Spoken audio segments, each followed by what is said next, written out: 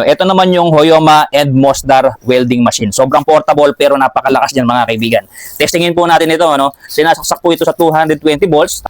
Yan. Order nga pala po ito ni Rafi De Leon Dulay from San Guillermo, Isabela. Testingin po natin ito para hindi tayo makapagpadala ng defective. Kung mapapansin niyo, napakaganda ng kanyang ground. Napakalaki. Tapos ito naman po yung kanyang welding rod holder. Yung kanya po palang connector mga kaibigan, no? Deroscas. Oh. Yan po yung gustong-gusto ng mga welder.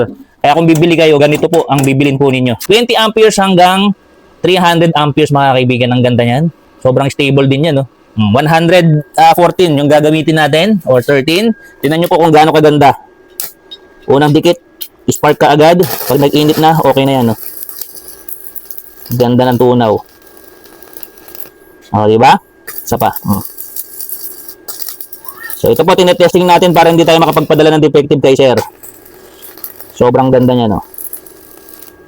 Okay, kung gusto niyo po nito, 6,000 pesos lang. Pero ngayon naka-promo, 5,600 na lang. Free shipping na rin. Cash on delivery guys, ang dako ng Pilipinas.